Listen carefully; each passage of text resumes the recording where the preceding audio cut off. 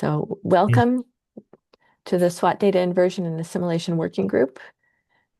Today, Ergane Fouchet and Mounir Benkiran are going to present on SWOT assimilation at Mercator, developments and validation. And I'll let you get started. Okay. Thank you. Okay. I presented the impact of assimilation on the SWOT in the Mercator. In the first time, I presented our system and also some result. And after that, Ergane, she's presented the validation of impact of SWOT in the global system. Our objective from the study in the first time is to show the impact of the SWOT in the global system, and also for the mesoscale and also sub-mesoscale. In the first time, we test with the Calval phase, and also for the science phase with different version of the SWOT. Before SWOT launch, where there is different OCC, it's only for the update our system to assimilated SWOT, also to Nadir satellite. In this presentation, we have two points. The first one for the Calval system, and the second one we do with the science phase. And with the science phase, we have two different experiments. The first one, we assimilate SWOT add to Nadir, and the second one, it is close to global to operational system. When we add the SWOT at to six Nadirs. First, the SWOT, we use the SWOT from Abizo. We test different versions from the 0 to 3 versions, and we take SWOT with 2 kilometers. And the Calval phase is during 4 months, during 13.3. And after that, we use the science phase over 1 year. And recently, I made the experiment during 2 years with the version 3. For SWOT, this is an example for SWOT. For SWOT, in our system, we have a system with 1/12 regression. We cannot assimilate the small scales. For that, I take the sampling of the SWOT data with from 2 kilometers by 2 kilometers to 6 by 6, and also I take some small of this data. Here we have in the first panel we have original data, and the second one when we take the mean over 5 by 5 box, and the second one we have the difference between the two maps. We can see when we take the mean, we reject the error essentially in the middle, near the SWOT, near the nadir of SWOT in the middle, and also in the limit of the SWOT. And the second one, I show you here the error instrument. For this experiment, we use the error from the SWOT simulator, the GPL. It's like instrument error. And in the last plot here, I compare the spectrum from the second white SWOT and the first white SWOT, the original data, and the second one we use in the black, and in the red when the filtering this data. And so here we can see we cannot use the signal less than 15 kilometers. And also I take the impact when we take this mean in the error. And it's our system, it is enabled to assimilate this small scales. The second one for MDT used for equivalent model, we use the same MDT used in the operational system, which it is used also for the Nadir data, data from the Nadir, and also the same error for this MDT. We add this error to instrument error for assimilation. In the first test, I show you here the impact when we compare three nadirs and three nadirs with adding SWOT. For our system, we take the global system with NEMO 3.6 with 112 resolution, and we assimilated also sea surface temperature with the high resolution, 110 degree, to the daily field, and in situ data from Coriolis. And also we assimilated ice, sea ice concentration. And we take the other altimeter and also other observation for validation. And here I show you the coverage of the three nadirs in the right, and compared to SWOT, it is over 7 days. 7 days, it is our Windows assimilation. We can see when with SWOT we have good representation for the small scales, like here, compared to Nadir, but we have the gap between two white SWOTs, because it is only 7 days for each assimilation cycle. And the first result here for this OAC, I show you the evolution of the variance error. Variance error, it's the difference. It is the variance of the innovation, the difference between the model and the analysis or forecast system. In the first panel, we have without SWOT, and the second, we add SWOT. And here we can see I compare with all altimeter not assimilated like here, and also with the altimeter assimilated like for the Sentinel-3 E and B, and also Sentinel-6. But when you add SWOT here, we can see you have an improvement in this variance error in the analysis. We have analysis the Dutch line, and for the forecast here I plotted for the 7-day forecast. We can see also we have an improvement when you add SWOT. This improvement it's on the nadir assimilated or not assimilated. Another point here I show you here for two different gap of scale. When we take all scales and when we take only the small scales between 64 and 250 kilometers for different area.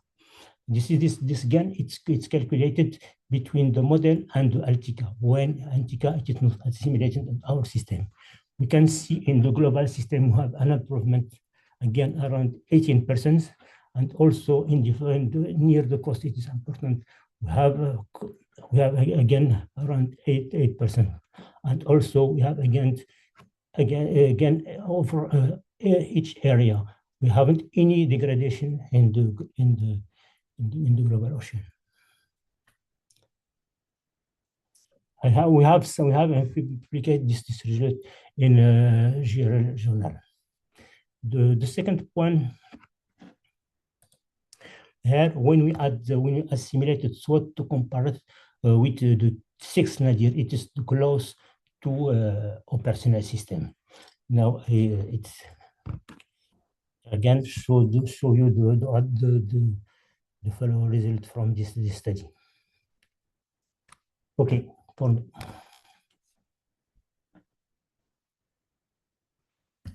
Again,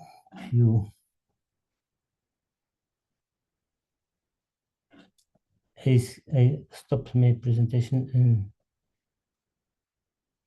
Can you hear me? Yes.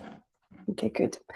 So I'm Ergane Fouchet. I'm doing my PhD at Mercator with Mounir and Pierre-Yves Lotraon, and I'll present you some validation work we did with SWOT data assimilation experiments. So here's a small outline of what I wanted to present today. So first, I want to show you how the model is responding to SWOT assimilation. So we compare first the response to the assimilation of the Calval and science phase. Then we will study the response in terms of energy cascade. And then we'll move on to the validation of SWOT assimilation with global statistics. I'd like to show you qualitative results on eddy and mesoscale representation, and finally, the validation of surface currents. So this is what Mounier explained. We are assimilating 6 nasal altimeters, so we are close to the current configuration of the altimeter constellation. We do not assimilate LTK, we keep it for validation. And so for each set of assimilation experiment, we have one simulation without SWOT assimilated and one with SWOT assimilated. We did experiments for the Calval phase, so 3 months from March to July 2023, and then experiments with the science phase, so from September 2023 to September 2024. So that's what I will present you. The first figure I wanted to show is the RMS difference. So this map shows the difference between the model with SWOT and without SWOT assimilated. So it says where the model changed. So it doesn't say if it's better or worse, but it says where it changed. The first thing to notice is that the model is responding more to the science phase observation than to the Calval phase. So it means that it's more sensitive to spatially distributed observation than to high frequency observations, which is something we expected. However, for the Calval phase, we can notice that the impact of SWOT assimilation is not only limited to the swaths. We can see it has a higher impact below the swaths, but it also spreads outside the swaths. And this is especially the case in energetic regions, such as the western boundary currents. And one thing that's interesting, I think, is that there are some energetic regions that fell out of the Calval swaths, such as the East Australian current. And we can see that in this region, even if it's quite a highly energetic region, there is hardly any change when we assimilate SWOT Calval phase, whereas in the science phase, it changed quite a lot. So I think this result is interesting, especially in the frame of Sentinel-3 and G, because it means that if we don't sample some regions, then the model won't dynamically change it. So that's it for the RMS.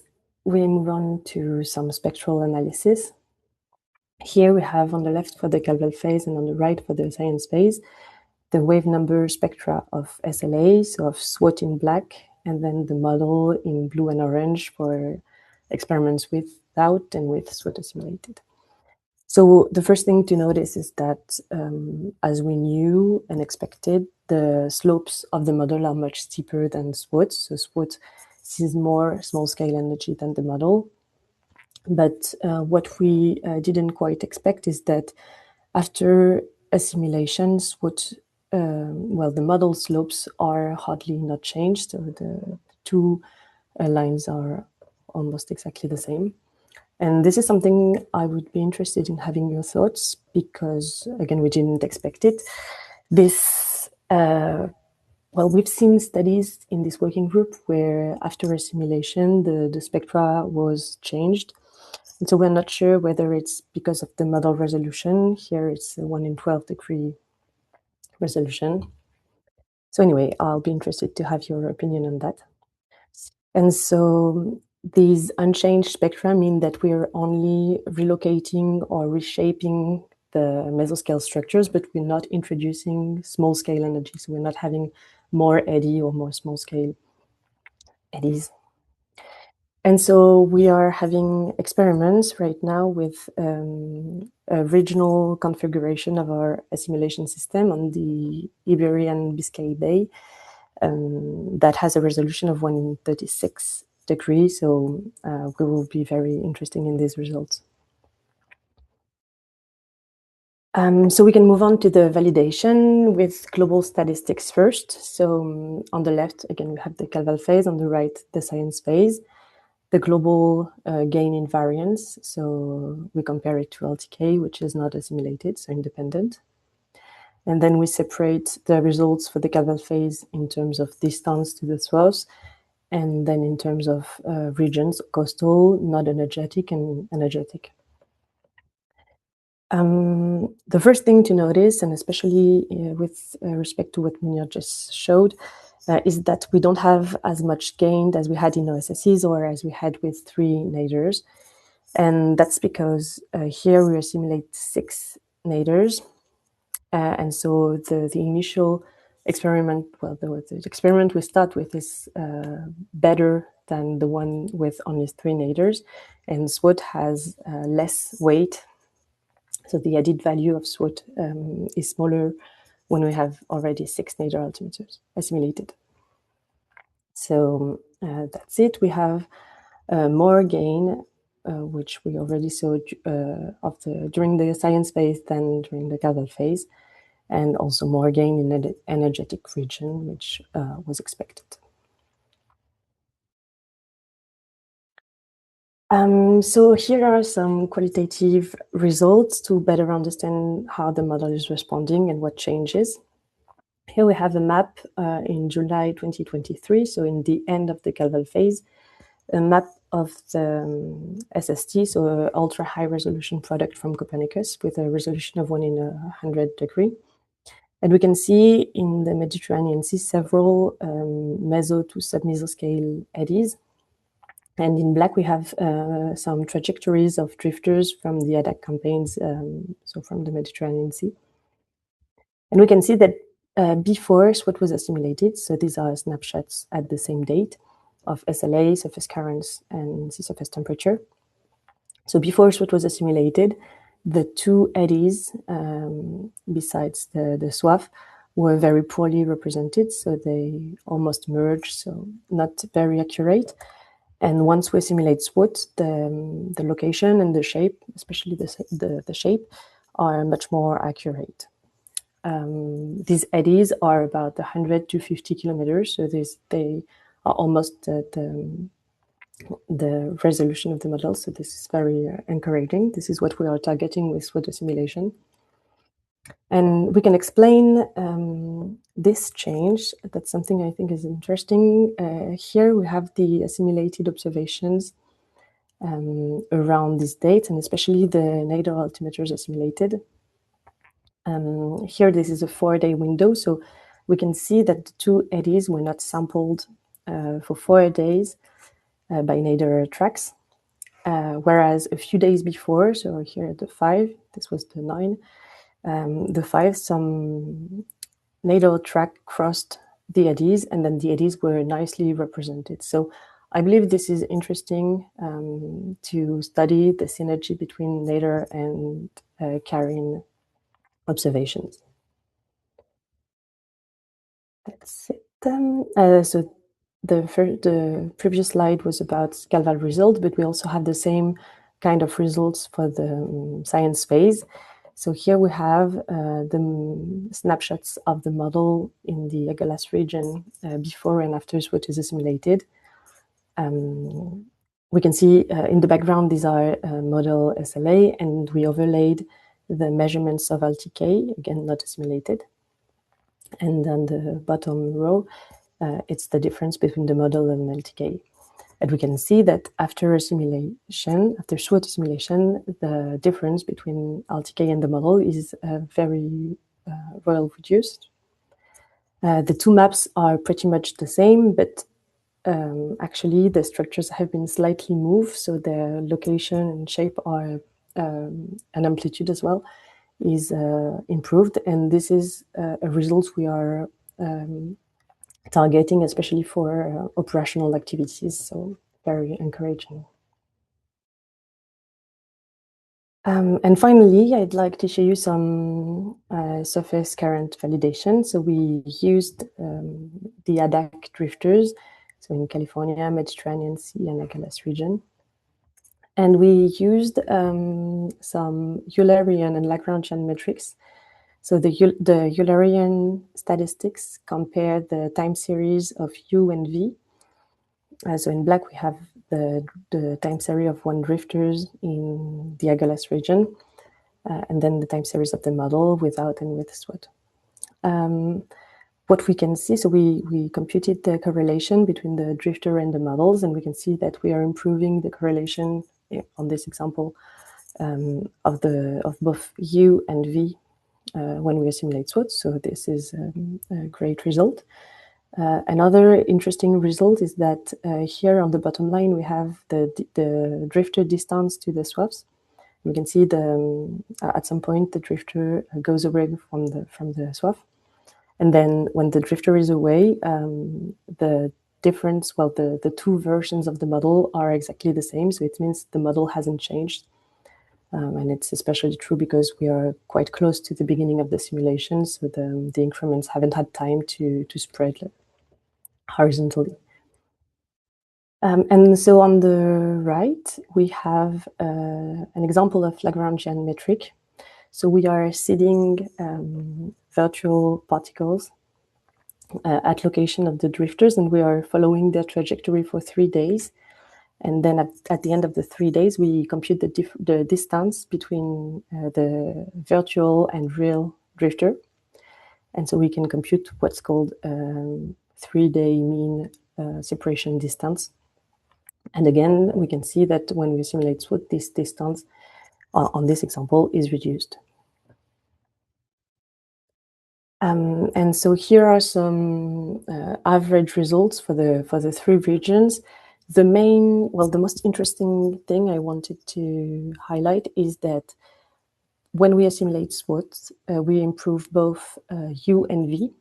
And this is a very interesting result because with previous OSSEs in the frame of Odyssey mission, we saw that when we assimilate nadir, we mostly constrain the zonal component, but leave the meridional component of the current almost unchanged.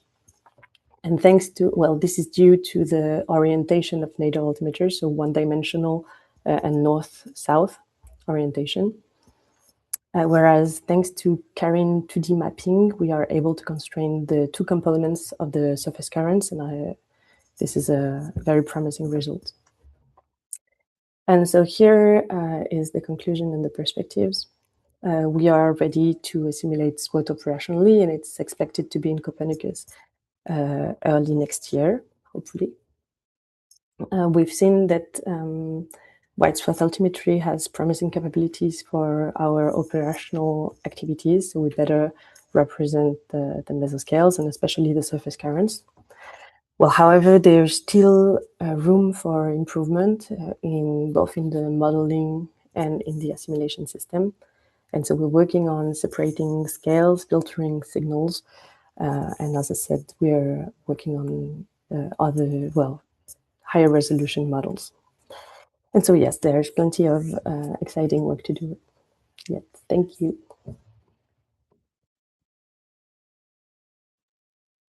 Thank you. This is great. Questions for Ergane and Mounir? Yeah, Greg has his hand up. Hi, I really liked all of that, Mounir and Ergane. That was fantastic work.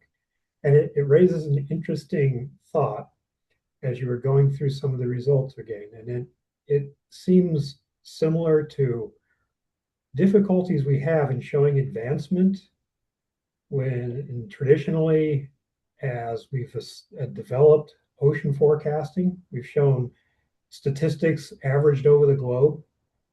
And in general, it was relatively easy to show advancement over something like a free running model. But now it's becoming more difficult. And your example of the eddies in the Agulhas were really nice because they show the nudging around of the position of the eddies due to SWOT. You know, when you have the 6 altimeters assimilated into the model, they can do a relatively reasonable job of getting the general big eddies in place. But the position of the fronts around the eddies and the edges of the eddies, those start to get really hard.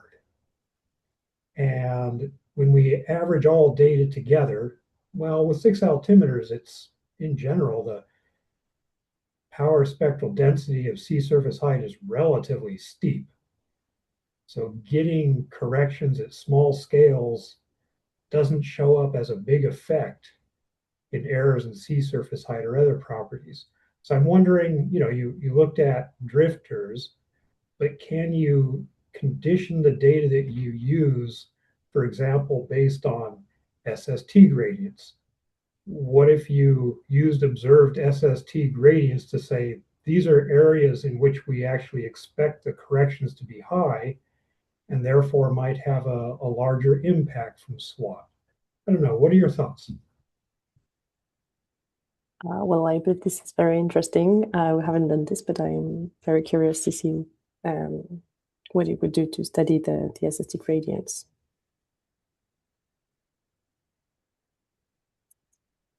Mounier, maybe you have something else to add?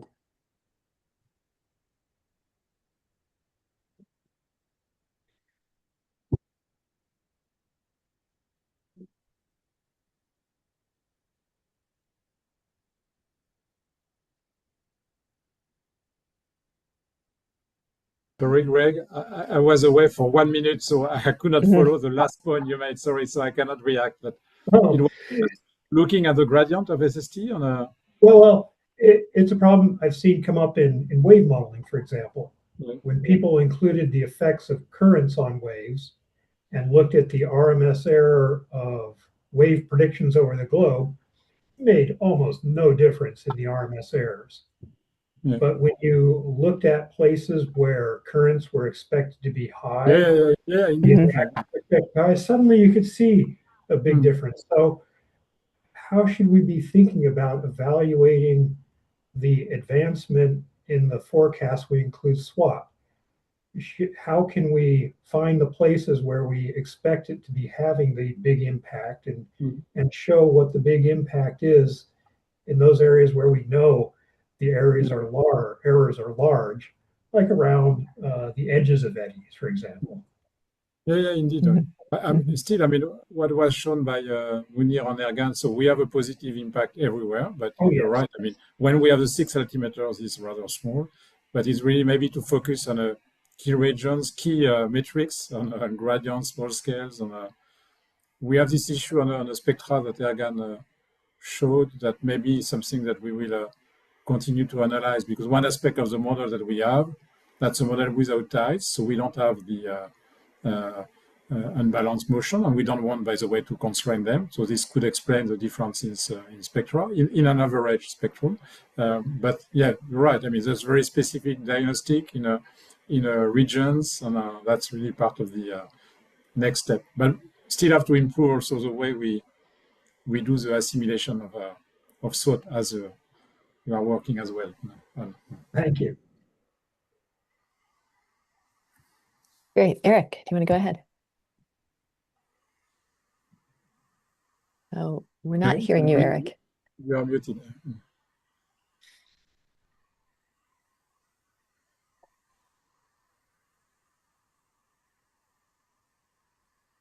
Still not.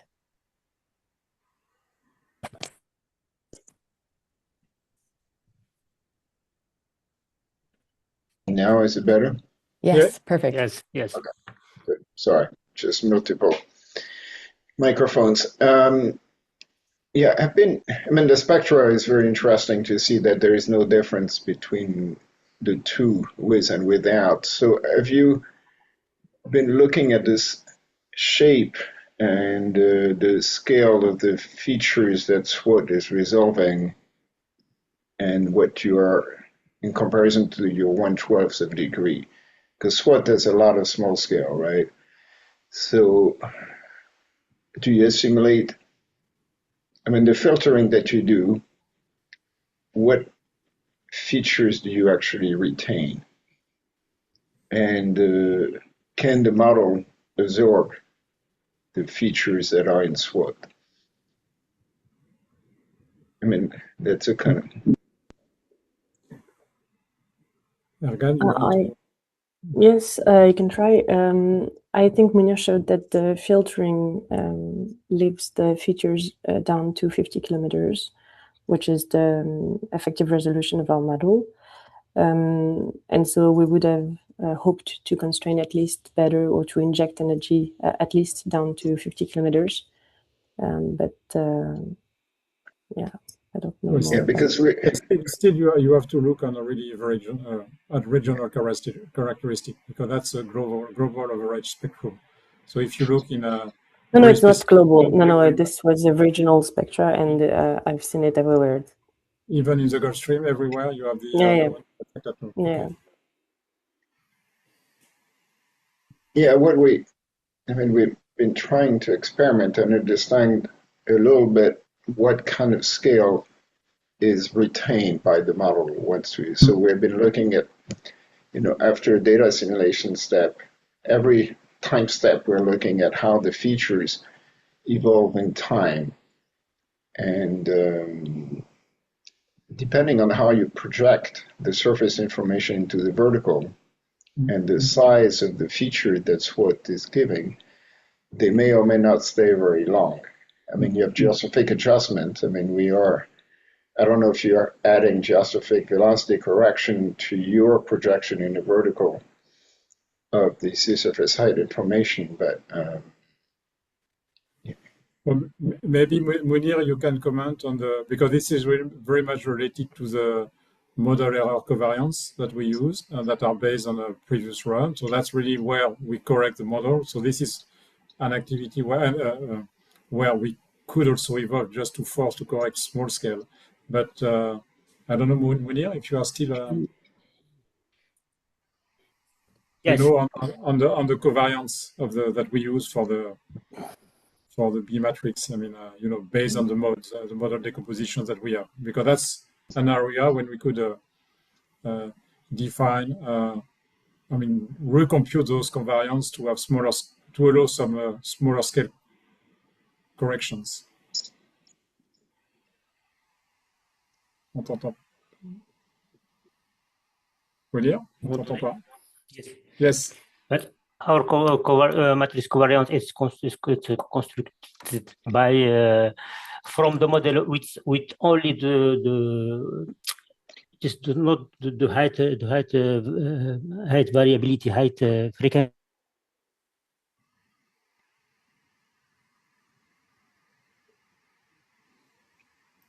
Mounir, il y a un problème de. I think we've lost you. We have a connection problem. Yeah. Okay. But that's, Eric, this is an area where we're still working on just to, but keeping in mind that the objective that we have with the SWOT data assimilation in Mercator model is to constrain the balance motion. We don't know. No, I understand. But even how to constrain the balance model, and depending on the covariance matrix that you use, what is what size of the signal in space and height can you actually constrain the model with? And we've been experimenting even with direct insertion, no errors, trying to, and at least in our setup, the model, the retention of small scale feature, it's a bit tricky. Mm-hmm. Yeah. So RMS, like Greg said, it's not a very easy measure to interpret.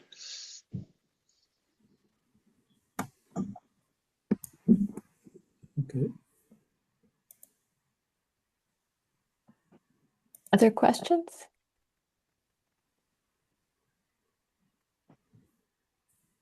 I feel like at the heart of this is a question about what the scales are that are represented by balanced motions especially in a scenario where you sort of know what's going on and you're sampling every day, as in the Calval orbit. And then what's sub-mesoscale or unbalanced, and what are the prospects for dealing with that? Yeah. And Ergane, you mentioned the effective resolution of your 1/12th degree to be 50 kilometers. Is it truly the case, or is it larger than this? Or It's just if we take 6 grid points, it leads to 50 kilometers, but it's not the most precise metric we have. We could, improve. It doesn't sound like a bad number. No, it's a rule of thumb.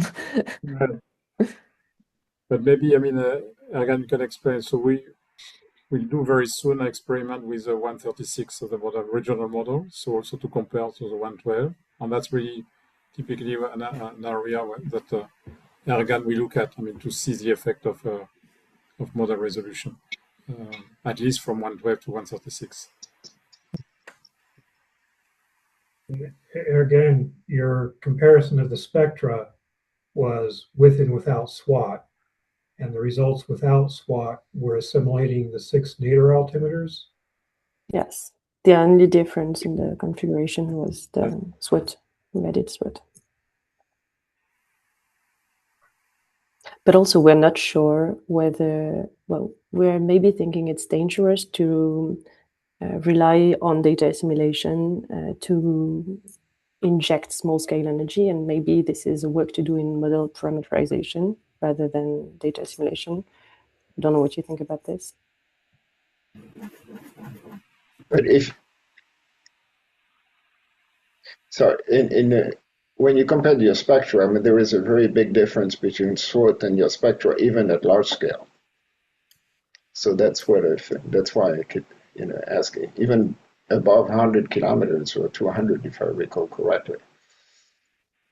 Do you want to pull that up again?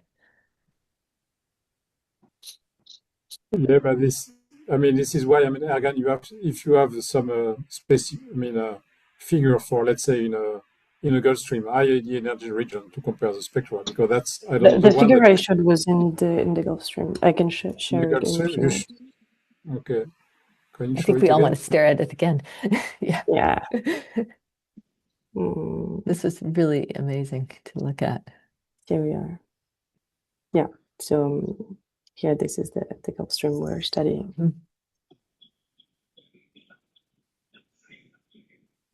Yeah, even all the way to 200 kilometers, you still have a difference.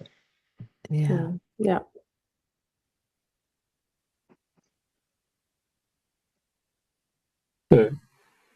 I think, in talking to Greg about other modeling efforts, I think everybody's in the same situation. So this is our big puzzle for SWOT assimilation. Yeah, again, relative to your question about trying to put smaller scale features in the model, personally, I would not try to put scales in the model smaller than what it can resolve on its own. Those to the model would look like noise, and it doesn't go well. Yeah, that's why I was asking you, what do you truly resolve in the model?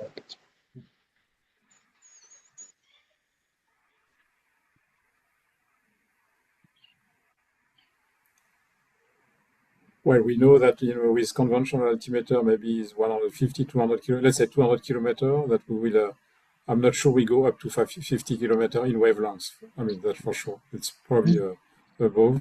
This really has to be maybe more precisely assessed.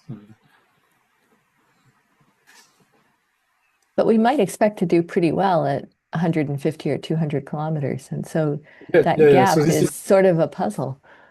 No, I mean, I'm still puzzled by the figure. I mean, last time we discussed with Ergane and Mounir, it was just a question mark on my side. Because I'm still surprised at 200 kilometers we had such a large difference. So maybe that's something to be checked. Maybe because the region is not only focusing on the IAD energy region. So, but that's because even if you look, I mean, Ergane at 200 kilometer wavelengths, I mean, there's really large. It's almost a factor of 3 or 4. That's in energy. So that's so maybe we have to double check those spectra. It depends also a lot on how you compute those spectra. I mean, I assume that the spectra are 1D along the tracks that you compare to. Yes. For both cases, you subsample the model the same way as SWOT and then compute the spectra. Okay. Yeah, maybe one. I often suggest to add the aviso graded just to make sure that. Good. Indeed, good idea to double check with visual graded spectrum. Maybe you already did it, Ergane, I don't know. Not yet. No. Because they should match SWOT and then break down.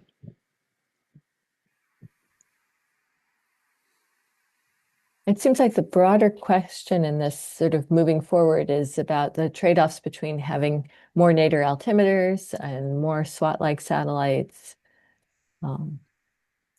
And if the goal is to get the positions of sort of 100-kilometer eddies in the right place, what's really making a difference? But in a sense, SWOT is like a nadir, right? Except it's wider. So you have additional structure that are in 2D instead of 1D. So yeah, but still we are not sure we are using in the best way. I mean, SWOT observation, which I mean you see. I mean this 2D vision is really amazing. So I mean I'm not sure we are fully capitalizing on these capabilities with the present assimilation system that we have. yeah, what we've been trying to do is also compute the RMS under SWOT, in the hindcast. I mean, I'm not sure if it's relevant that much, but it gives us an idea of, because what is a time window over which you assimilate? I mean, that's 7 days. 7 days. 7 days. So you take all the data in 7 days, and you assume that they are stationary, right? No. No, I mean, this is really then a daily update, and that's really daily updates, but for assimilating data for over 7 days. But they are, yeah. I mean, so it's a 7-day window of data that you assimilate daily. Yeah, more or less. I mean, that's really. I think this is a detail in the paper by Mounir. I mean, which one? Yeah, but It's 3 years. I mean, it's a bit complex to explain here, but yeah, we have daily analysis over a 7-day window, but we, of course, taking into account you don't consider that the ocean is stable over the 7-day window, of course. Okay. But the thing that if you do an RMS with the hindcast using SWOT, for example, that's what it would be, because it's a fairly large area that you can compute over. You mean sorry, Greg, I interrupted. Sorry, Pierre, if you have to compare the SWOT, I mean, in a hindcast, you can go back and compare the SWOT tracks to your hindcast, right? And how close are you to SWOT? Yeah, but this is something that you did already, Ergane, no? To compare with the SWOT. Yes, but it's not as relevant because SWOT is assimilated, so obviously. Yeah, but it's very important to assess, I mean, the signal that we keep in the model. Yeah, how much are you able to correct and constrain the model, and how does it compare to SWOT?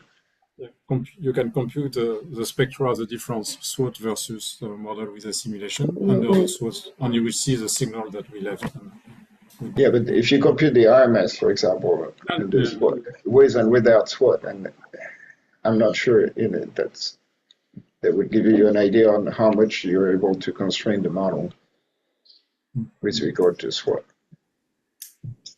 I mean, the difficulty is that at the end, since the scale we are considering are rather small scale, we are discussing a few centimeters every time. That's exactly really not a big number. I mean, that's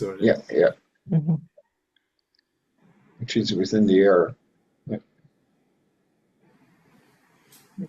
But we've gone to all this work to measure well. Sarah, you asked a really hard question. Is it better to have a SWOT or 6 naders? And that's a hard question and a dangerous question. Yeah. If I had that amount of money, I would want to spend it as effectively as possible. And if I knew that it cut the price of a can of tuna in half by having positions of eddies more accurate, I'd be very willing to spend it. So when you mentioned 6 nadir, you mentioned 6 random track nadir or 6 nadir along the SWOT track? Let's assume that we're talking internationally. We have a well-planned constellation. Yeah. Okay. For the price of a cheap nadir instrument, 6 of them you could basically price out SWOT. So it's roughly equivalent. Yeah, I would say 4, 5, 6. Yeah, but we had a long debate in Europe. I mean, on the future, of Sentinel-3 next generation between constellation of the altimeter or constellation of pseudo SWOT. I mean, finally we made, I think, a wise decision to have a constellation of 2 SWOT equivalent altimeter plus, I mean, the baseline nadir altimeter that will continue anyway. But the difficulty is when we want to get these very small special scale that are also, as you know very much, very high frequency. I mean, you need, I mean, the constraint on the sampling is huge. I mean, that's Yeah. We should ask Dudley again to to do an analysis on, and we probably come with 100 of altimeters. No, I mean we need much more to constrain. But I think the value of the 2D view, even though, I mean if you look all the discovery that we have today with SWOT, then we have to make sure that we can use it for better in assimilation system. Oh, yeah. But I mean, keeping in mind that already we see a positive impact. So at least in Copernicus operational system, we will assimilate SWOT data early next year in the operation because the effect is very positive. Is quite positive when with a 3 altimeter. When we have 6, is less, but still positive. So that's. And meanwhile, Ergane will work hard as part of her PhD thesis to improve everything. I agree. We definitely need to learn how to use the data more effectively. And I think we also need to learn to communicate that effect. Yeah. To have And the more, nuances. yes. It's true. If you're looking for global mesoscale, that's different than if you're looking for coastal high resolution Coastal high resolution, search exactly. and rescue where Yeah. people may be out in very small features. Yeah. But also, it's, I think, your remark at the start, Greg, I mean, to have really specific metrics, I mean, dealing with, let's say, position of ADs, gradients, something we can really investigate more altogether. That's Yeah.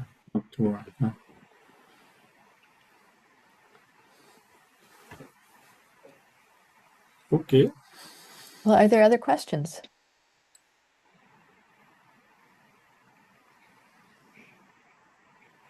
If not, we can thank Ergane and Mounir for a really nice presentation and great discussion. Yep. Thank you very much. Thank you. Thank you. Thank you. Thanks a lot.